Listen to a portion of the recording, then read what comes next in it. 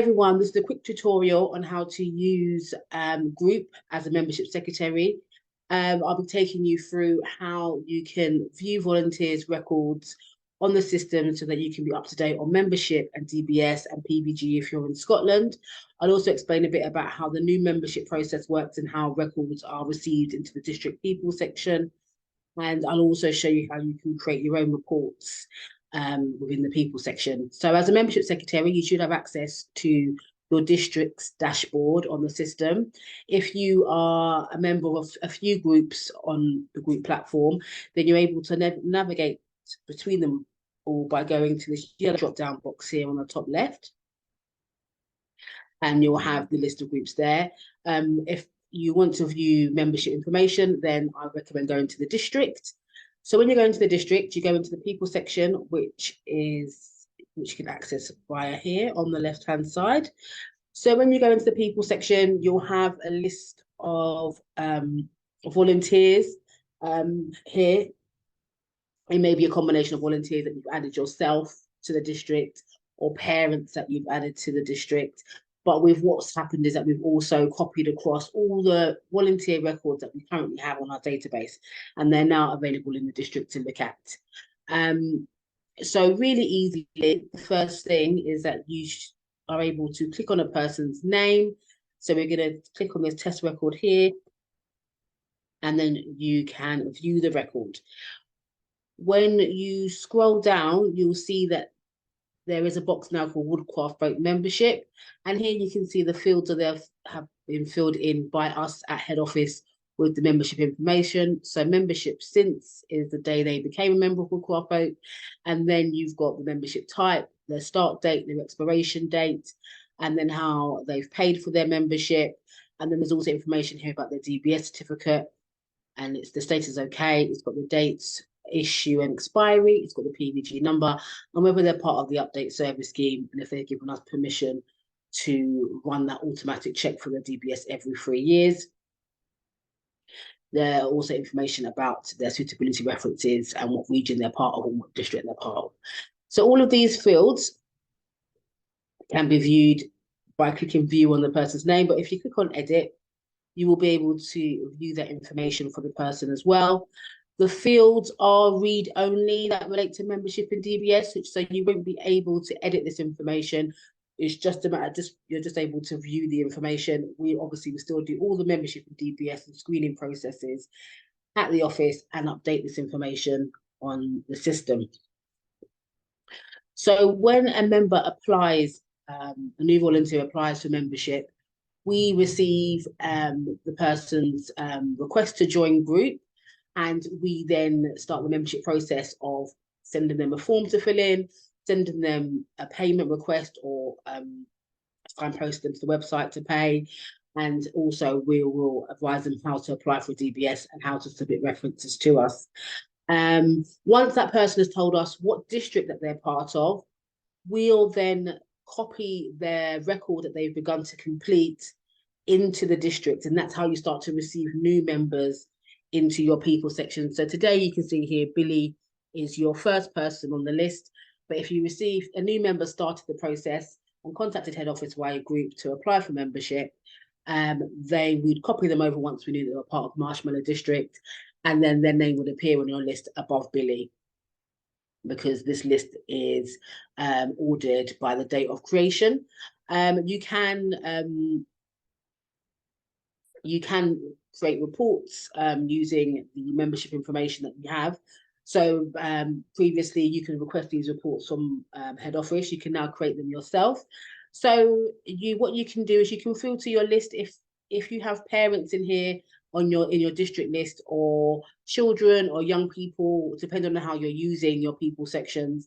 And obviously not everyone is every one of those people are going to be a member, a national member, I should say, and you don't want to include them in your report. What you can do is you can just filter your list, and you can filter it by role. So obviously we have all the role types: district coordinator, treasurer, group coordinator, etc. And here we have adult member. It may be that you might want to select parent as well and member, just to make sure that you've scooped everybody up who who might have a membership in DBS. So we're going to select those 2 role types. We're going to filter our list by those 2 role types.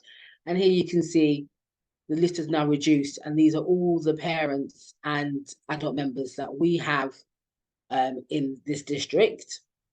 So along here, we have all the different columns here: first name, last name, role, and you can put a column on here for every field type there is within the membership form. So we've got dietary columns here, but what we can do, if we go to this columns tab here, we can start to type. And it's because that box is predictive, and you can take out the columns that we don't need, and then we can start adding the columns that we do want. So for instance, if you want to find out, we want our report to include all membership expiration dates, and that column has jumped up there. We also want to know all the DBS expiration dates, and that column has jumped up there. And then we also want to know if someone's part of the update service. Okay. So you can start to kind of build your report by filtering your list and then adding columns to the table. Once you have all the information that you're looking for, so maybe you might want to include direct on there as well, because you want to know someone's got a direct debit rather than them paying annually. So you can see here Billy's got a direct debit. Oh, sorry, Danny's got a direct debit, so that's been added to the column.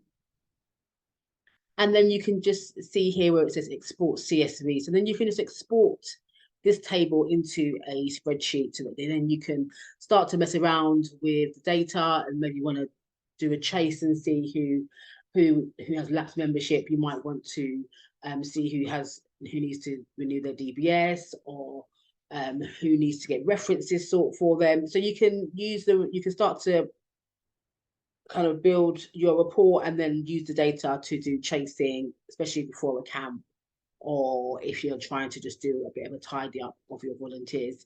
And then I should say that it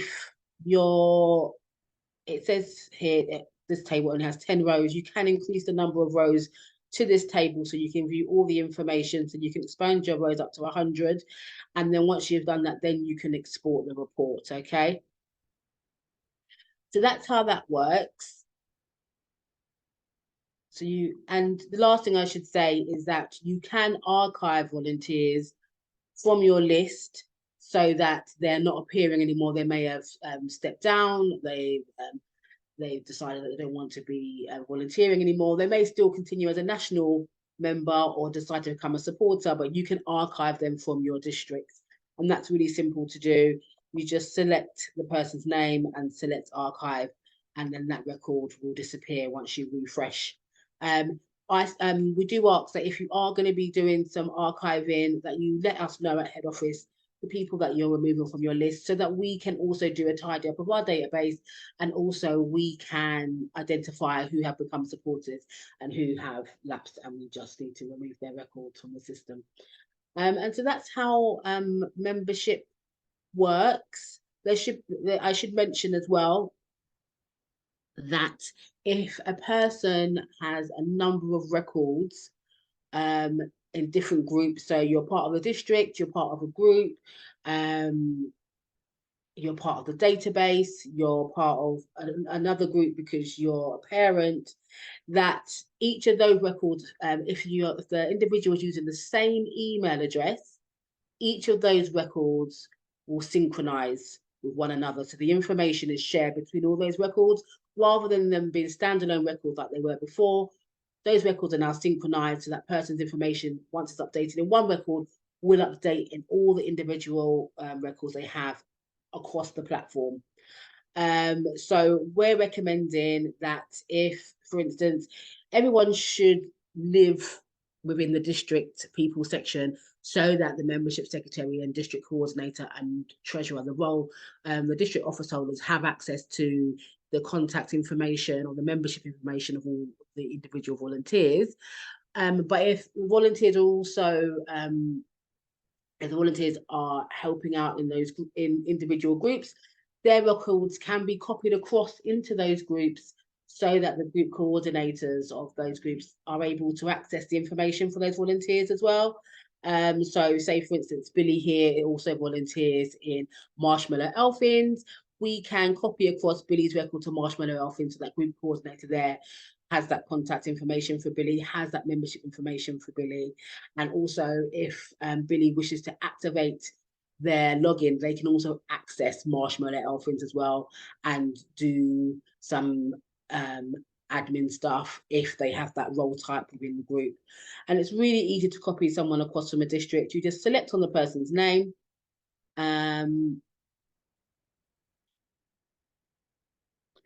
You select in the person's name, and there is a tab that will open up that says copy. You select copy, and then it will ask you where you'd like this record to go. And then you will select the group that you wish the record to go to, and then it's and then click save. And it's as simple as that. It's really the pop-up windows that will come up will direct you to where you need to go and what you need to do. There's also a really helpful